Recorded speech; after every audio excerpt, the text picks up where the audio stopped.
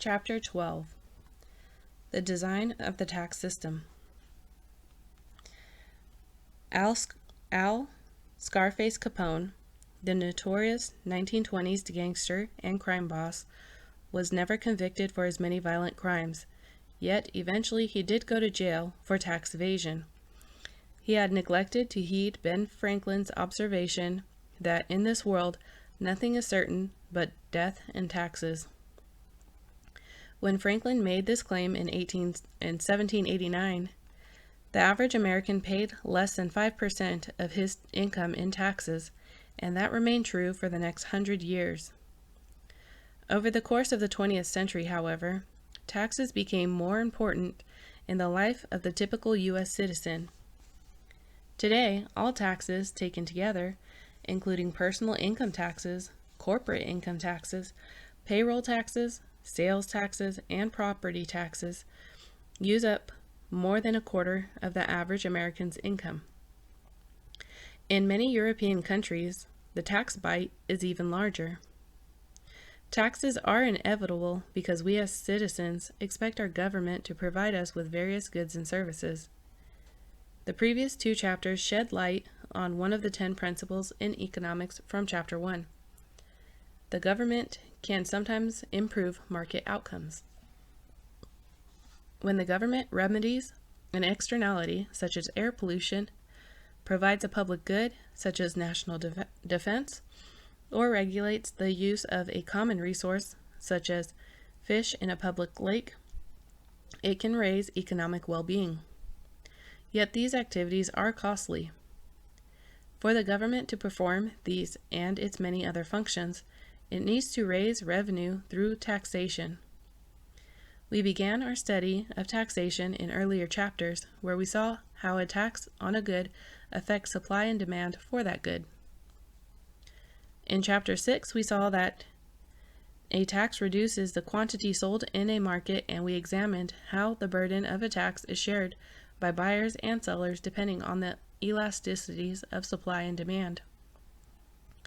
In Chapter 8, we examined how taxes affect economic well-being. We learned that taxes cause deadweight losses.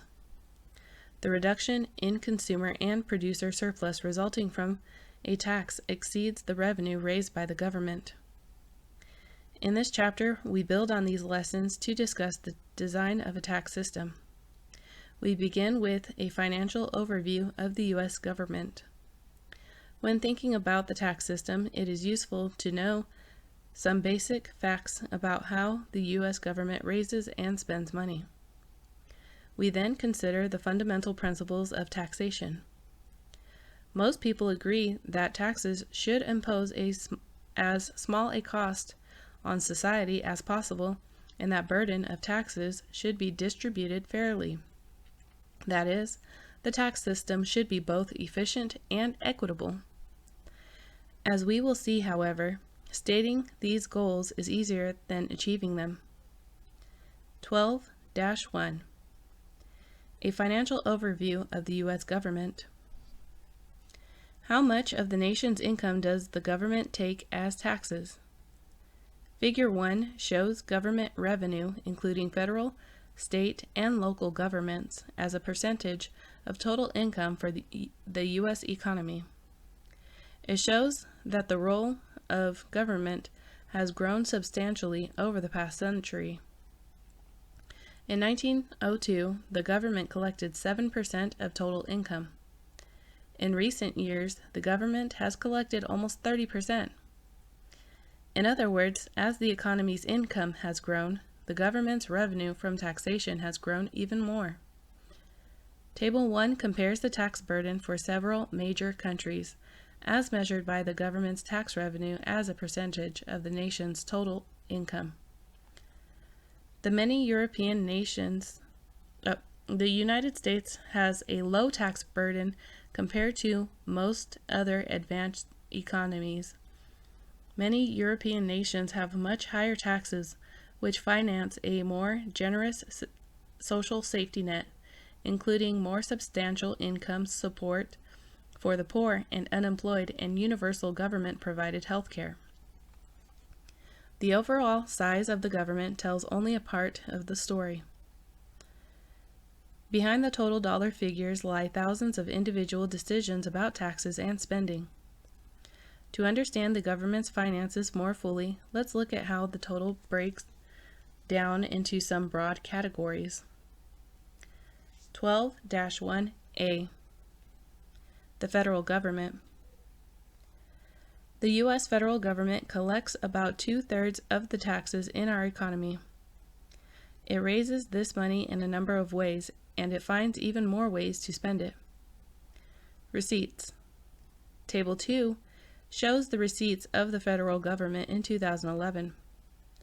Total receipts that year were $2,520 billion, a number so large that it is hard to comprehend.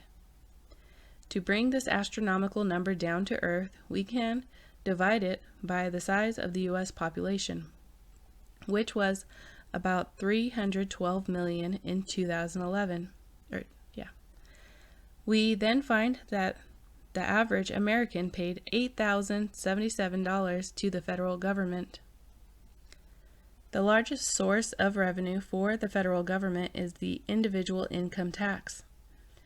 As April 15th approaches each year, almost every American family fills out a tax form to determine how much income tax it owes to the government. Each family is required to report its income from all sources: wages from working, interest on savings, dividends from corporations in which it owns shares, profits from any small business it operates, and so on. The family's tax liability, how much it owes, is then based on its total income. A family's income tax liability is not simply proportional to its income. Instead, the law requires that a more complicated calculation. A taxable income is computed as total income minus an amount based on the number of dependents, primarily children, and minus certain expenses that policymakers have deemed deductible, such as mortgage interest payments and state-local tax payments, and charitable giving. Then the tax liability is calculated from taxable income using a schedule known as the one shown in Table 3. This table presents a marginal tax rate, the tax rate applied to each additional dollar of income. Because a marginal tax rate rises as income rises, higher income families pay a larger percentage of their income in taxes. Note that each tax rate in the table applies only to income with the associated range, not to a person's entire income. For example, a person with an income of $1 million still pays only 10% of the first $8,925. Later in this chapter, we discuss the concept of marginal tax rate more fully. Almost as important to the federal government as the individual income tax are payroll taxes. A payroll tax is a tax on the wages that a firm pays its workers. Table 2 calls this revenue social insurance taxes because the revenue from these taxes is earmarked to pay for Social Security and Medicare. Social Security is an income support program designed primarily to maintain the living standards of the elderly. Medicare is the government health program for the elderly. Table 2 shows that the average American paid $2,904 in social insurance taxes in 2011. Next in magnitude, but much smaller than either individual income taxes or social insurance taxes, is the corporate income tax. A corporation is a business set up to have its own legal existence, distinct and separate from its owners. The government taxes each corporation based on its profit, the amount the corporation receives for the goods or services it sells, minus the costs of producing those goods or services. Notice that corporate profits are in essence taxed twice. They are taxed once by the corporate income tax when the corporation earns the profits. They are taxed a second time by the individual income tax when the corporation uses its profits to pay individuals to its shareholders, to pay dividends to its shareholders. In part, to compensate for this double taxation, policymakers have decided to tax dividend income at lower rates than other types of income. In 2013, the top marginal tax rate on dividend income was only 20%, plus a 3.8% Medicare tax, compared with the top tax rate on ordinary income of 39.6%, plus the same 3.8%. The last category, labeled Other in Table 2, makes up 9% of receipts. This category includes excise taxes, which are taxes on specific goods like gasoline, cigarettes, and alcoholic beverages. It also includes various small items such as estate taxes and customs duties. Spending. Table 4 shows the spending of the federal government in 2011. Total spending was $3,757 billion, or $12,042 per person. This table also shows how the federal government's spending was divided among major categories. The largest category in Table 4 is for income security, a category that includes a variety of transfer payments. A transfer payment is a government payment not made in exchange for a good or service. Such payments include Social Security income of the elderly and disabled, unemployment insurance payments made to workers who have lost their jobs, and welfare payments to the poor. This category made up about a third of spending by the federal government in 2011. The federal government pays some of this money to state and local governments, which administer the programs under federal guidelines. The second largest category of spending is on health programs. This category includes Medicare, the government's health plan for the elderly, Medicaid, the federal health care program for the poor, and spending on medical research, such as that conducted through the National Institutes of Health. Total health spending makes up about a quarter of the federal budget. The next largest category of spending is national defense. This includes both the salaries of military personnel and the purchases of military equipment such as guns, fighter jets, and warships. Spending on national defense fluctuates over time as international tensions and the political climate change. Not surprisingly, spending on national defense rises substantially during wars. Next on the list is net interest. When a person borrows from a bank, the bank requires the borrower to pay interest for the loan. The same is true when the government borrows from the public. The more indebted the government, the larger the amount it must spend in interest payments. The other category in Table 4 consists of many less expensive functions of government. It includes, for example, the federal court system, the space program, farm support programs, housing credit programs, as well as the salaries of members of Congress and the President. You might have noticed that total receipts of the federal government shown in Table 2 fall short of total spending shown in Table 4 by more than $1 trillion. In such a situation, the government is said to run a budget deficit. When receipts exceed spending, the government is said to run a budget surplus. The government finances a budget deficit by borrowing from the public. That is, it sells government debt to the private sector, including both investors in the United States and those abroad. When the government runs a budget surplus, it uses the excess receipts to reduce its outstanding debts. 12-1B. State and local governments. State and local governments collect about 40% of all taxes paid. Let's look at how they obtain tax revenue and how they spend it. Receipts. Table 5 shows the receipts of U.S. state and local governments. Total receipts for 2011 were $2,064 billion, or $6,615 per person. The table also shows how this total is broken down into different kinds of taxes. The two most important taxes for state and local governments are sales taxes and property taxes. Sales taxes are levied as a percentage of the total amount spent at retail stores. Every time a customer buys something, he pays the storekeeper an extra amount that the storekeeper remits to the government. Some states exclude certain items that are considered necessities, such as food and clothing. Property taxes are levied as a percentage of the estimated value of land and structures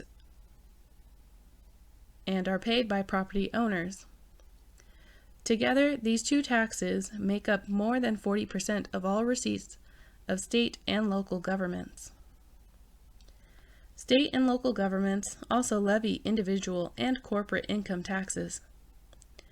In many cases, state and local income taxes are similar to federal income taxes. In other cases, they are quite different. For example, some states' tax comes from wages. For example, some states tax income from wages less heavily than income earned in the form of interest and dividends. Some states do not tax income at all.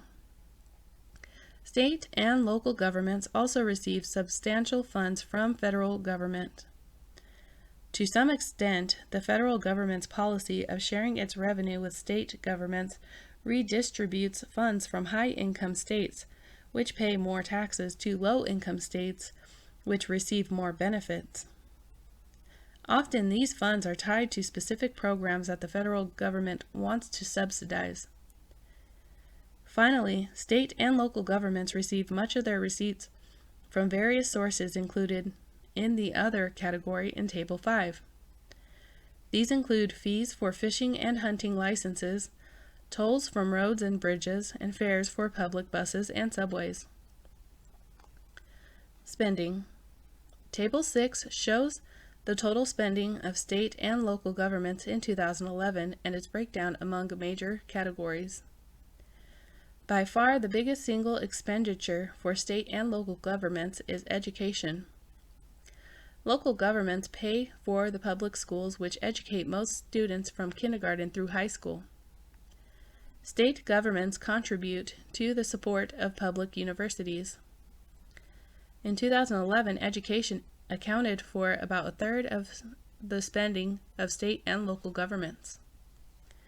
The second largest category of spending is for health programs, such as Medicaid, followed by spending on public order and safety, which includes police, firefighters, courts, and prisons. Next come income security programs, the building and maintenance of roads and highways, and interest on state and local government debt. The other category in Table 6 includes the many additional services provided by state and local governments, such as libraries, garbage and snow removal, and the maintenance of public parks and playgrounds. 12-2. Taxes and efficiency. Now that we have seen how various levels of the U.S. government raise and spend money, let's consider how one might evaluate its tax policy and design a tax system. The primary aim of a tax system is to raise revenue for the government, but there are many ways to raise any given amount of money. When choosing among the many alternative tax systems, policymakers have two objectives: efficiency and equity. One tax system is more efficient than another, if it raises the same amount of revenue at a smaller cost to taxpayers. What are the costs of taxes to taxpayers? The most obvious cost is the tax payment itself. The transfer of money from the taxpayer to the government is an inevitable feature of any tax system.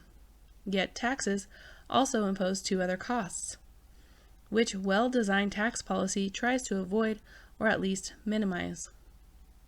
The deadweight losses that result when taxes distort the decisions that people make, the administrative burdens that taxpayers bear as they comply with the tax laws. An efficient tax system is one that imposes small deadweight losses and small administrative burdens. 12-2A Deadweight losses. One of the 10 principles of economics is that people respond to incentives, and this includes incentives provided by the tax system. If the government taxes ice cream, people eat less ice cream and more frozen yogurt. If the government taxes housing, people live in smaller houses and spend more of their income on other things. If the government taxes labor earnings, people work less and enjoy more leisure. Because taxes distort incentives, they entail deadweight losses. As we first discussed in Chapter 8, the deadweight loss of a tax is the reduction in economic well-being of taxpayers in excess of the amount of revenue raised by the government.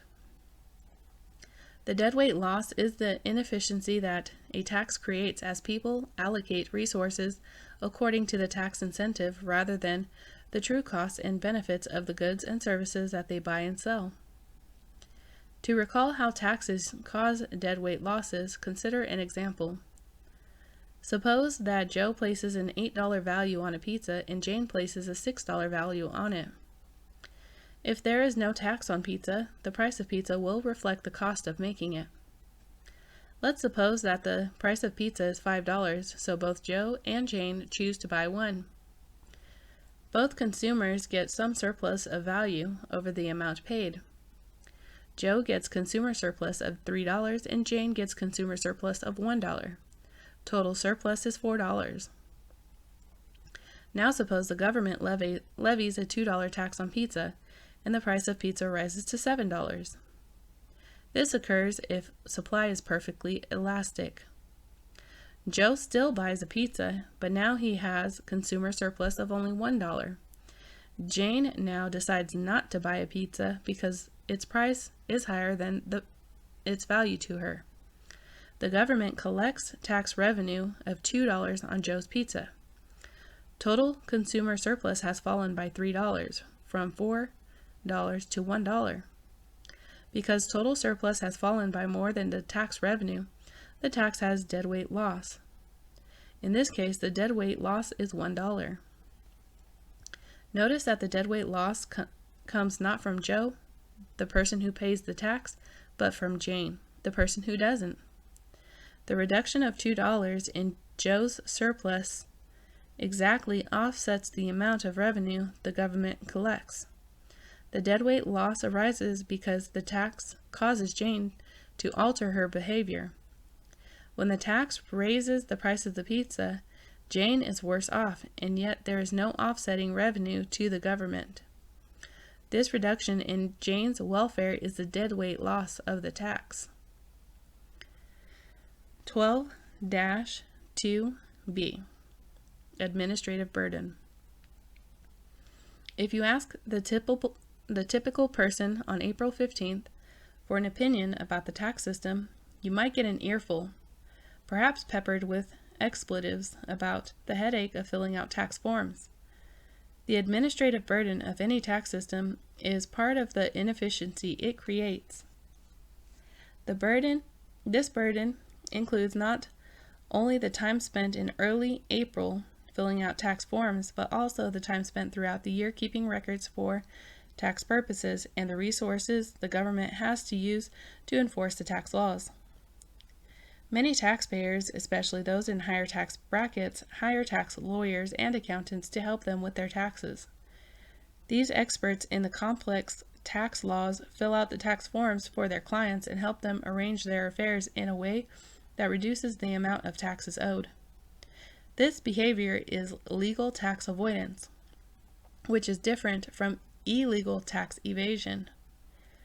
Critics of our tax system say that these advisors help their clients avoid taxes by abusing some of the detailed provisions of the tax code, often dubbed loopholes. In some cases, loopholes are congressional mistakes.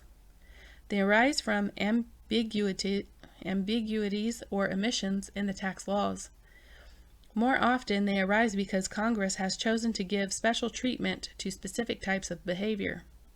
For example, the U.S. Federal Tax Code gives preferential treatment to investors in municipal bonds because Congress wanted to make it easier for state and local governments to borrow money. To some extent, this provision benefits states and localities, and to some extent, it benefits high-income taxpayers. Most loopholes are well known by those in Congress who make tax policy, but what looks like a loophole to one taxpayer may look like a justifiable tax deduction to another.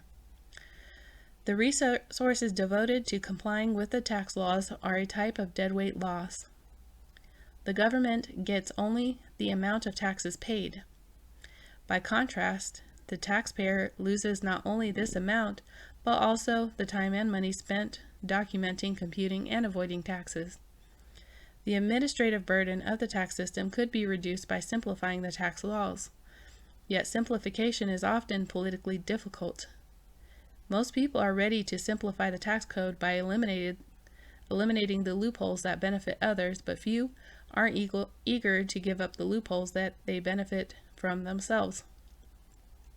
In the end, the complexity of the tax law results from the political process as various taxpayers with their own special interests lobby for their causes. 12-2C. Marginal tax rates versus average tax rates. When discussing the efficiency and equity of income taxes, economists distinguish between two notions of the tax rate: the average and the marginal.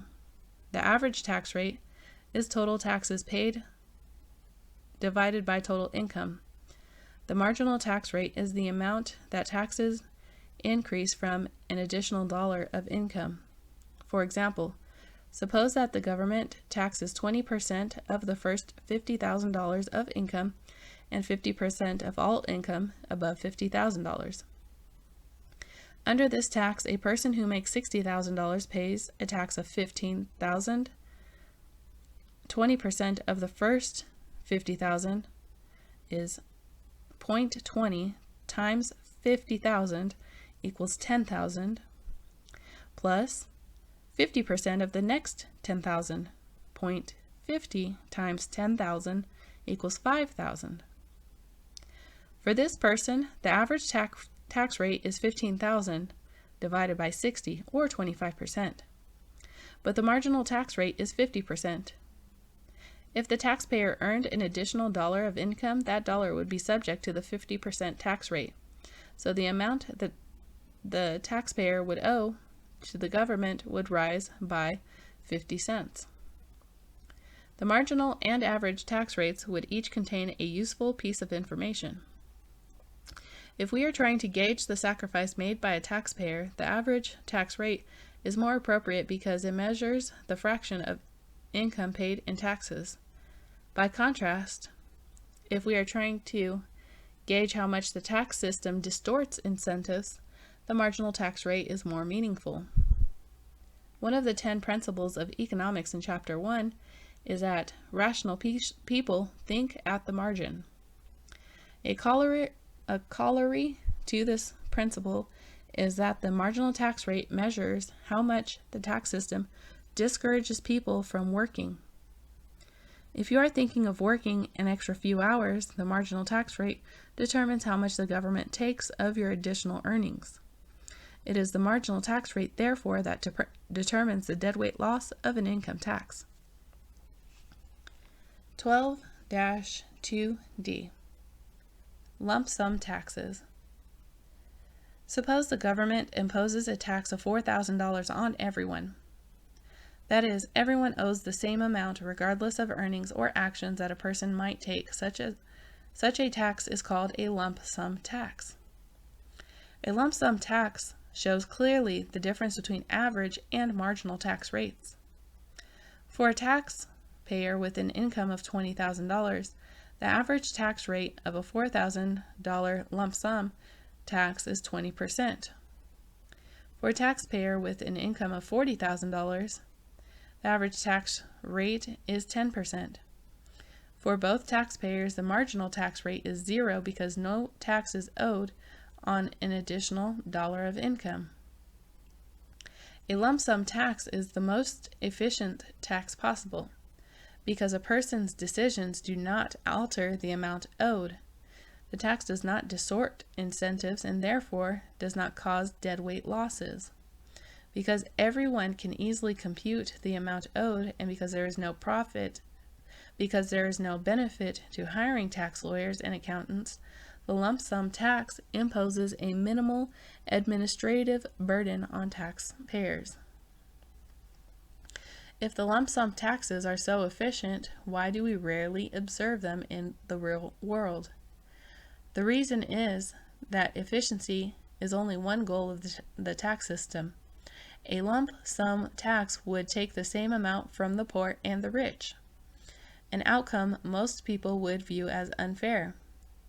To understand the tax systems that we observe, we must therefore consider the other major goal of the tax policy: equity. 12-3 Taxes and Equity. Ever since the American colonists dumped imported tea into Boston Harbor to protest high British taxes, tax policy has generated some of the most heated debates in American politics. The heat is rarely fueled by questions of efficiency. Instead, it arises from disagreements over how the tax burden should be distributed. Senator Russell Long once mimicked the public debate with this ditty: "Don't tax you, don't tax me, tax that fellow behind the tree." Of course, we are to rely on the government to provide some of the goods and services we want. Taxes must fall on someone. In this section, we must consider the equity of a tax system. How should the burden of taxes be divided among the population? How do we evaluate whether the tax system is fair? Everyone agrees that the tax system should be equitable, but there is much disagreement about how to judge the equity of a tax system. 12-3A The benefits principle. One principle of taxation, called the benefits principle, states that people should pay taxes based on the benefits they receive from government services. This principle tries to make public goods similar to private goods.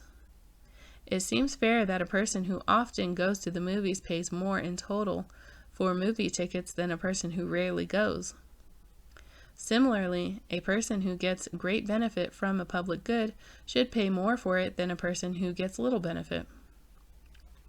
The gasoline tax, for instance, is sometimes justified using the benefits principle. In some states, revenues from the gasoline tax are used to build and maintain roads, because those who buy gasoline are the same people who use the roads, and the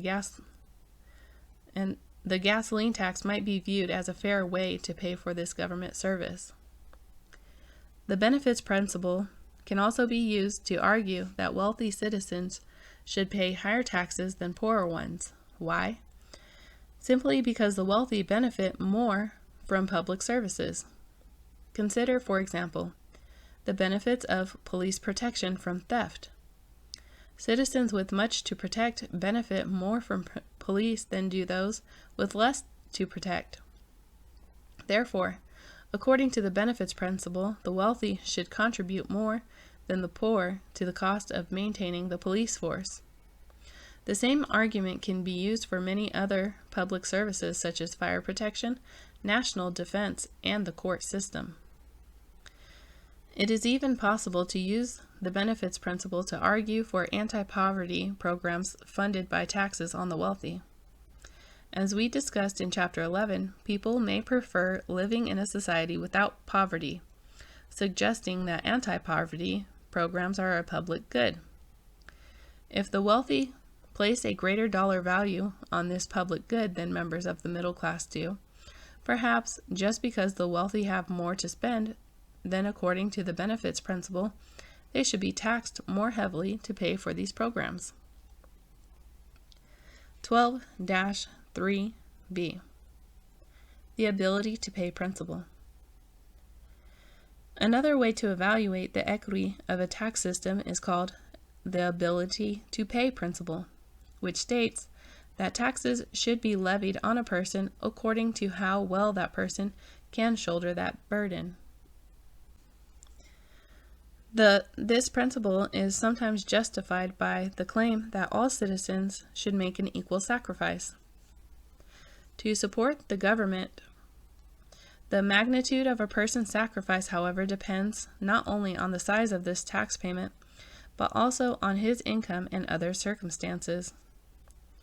A $1,000 tax paid by a poor person might require a larger sacrifice than a $10,000 tax paid by a rich one. The ability to pay principle leads to corollary notions of equity: vertical equity and horizontal equity. Vertical equity states that taxpayers with a greater ability to pay should contribute a larger amount. Horizontal equity states that taxpayers with similar abilities to pay should contribute the same amount. These notions of equity are widely accepted, but applying them to evaluate a tax system is rarely straightforward. Vertical equity. If taxes are based on ability to pay, then richer taxpayers should pay more than poorer taxpayers. But how much more should the rich pay? Much of the debate over tax policy concerns this question. Consider the three tax systems in Table 7. In each case, taxpayers with higher incomes pay more. Yet the systems differ in how quickly taxes rise with income. The first system is called proportional because all taxpayers pay the same fraction of income. The second system is called regressive because high-income taxpayers pay a small fraction of their income, even though they pay a larger amount. The third system is called progressive because high-income taxpayers pay a larger fraction of their income. Which of these tax systems is most fair? There is no obvious answer, and economic theory does not offer any help in trying to find one. Equity, like beauty, is in the eye of the beholder. Horizontal equity. If taxes are based on ability to pay, then similar taxpayers should pay similar amounts of taxes. But what determines if two taxpayers are similar? Families differ in many ways. To evaluate whether a tax code is horizontally equitable, one must determine which differences are relevant for a family's ability to pay and which differences are not. Suppose the Smith and Jones families each have income of $100,000. The Smiths have no children, but Mr. Smith has an illness that results in medical expenses of $40,000. The Joneses are in good health, but they have 4 children. 2 of the Joneses' children are in college, generating tuition bills of $60,000. Would it be fair for these families to pay the same tax because they have the same income? Would it be fair to give the Smiths a tax break to help them offset their high medical expenses? Would it be fair to give the Joneses a tax break to help them with their tuition expenses? There are no easy answers to these questions. In practice, the U.S. tax code is filled with special provisions that alter a family's tax obligations based on its specific circumstances. 12-3C. Tax incidence and tax equity. Tax incidence, the study of who bears the burden of taxes, is central to evaluating tax equity. As we first saw in Chapter 6, the person who bears the burden of a tax is not always the person who gets the tax bill from the government. Because taxes alter supply and demand, they alter equilibrium prices. As a result, they affect people beyond those who, according to statute, actually pay the tax. When evaluating the vertical and horizontal equity of any tax, it is important to take these indirect effects into account. Many discussions of tax equity ignore the indirect effects of taxes and are based on what economists mockingly call the flypaper theory of tax incidence. According to this theory, the burden of tax, like a fly on flypaper, sticks wherever it first lands. This assumption, however, is rarely valid.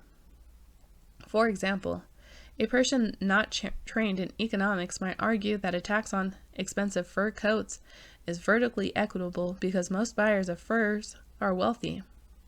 Yet, if these buyers can easily substitute other luxuries for furs, then a tax on furs might only reduce the sale of furs. In the end, the burden of the tax will fall more on those who make and sell the furs than those who buy them. Because most workers who make furs are not wealthy, the equity of a fur tax could be quite different from what the flypaper theory indicates. 12-4 Conclusion. The trade-off between equity and efficiency. Almost everyone agrees that equity and efficiency are the two most important goals of a tax system. But these two goals often conflict, especially when equity is judged by the progressivity of the tax system. People disagree about tax policy often because they attach different weights to these goals. In the recent history of tax policy shows how political leaders differ in their views on equity and efficiency. When Ronald Reagan was elected president in 1980, the marginal tax rate on the earnings of the richest Americans was 50%. On interest income, the marginal tax rate was 70%. Reagan argued that such high tax rates greatly distorted economic incentives to work and save. In other words, he claimed that these high tax rates cost too much in terms of economic efficiency. Tax reform was therefore a high priority of his administration. Reagan signed into law large cuts in tax rates in 1981 and then again in 1986.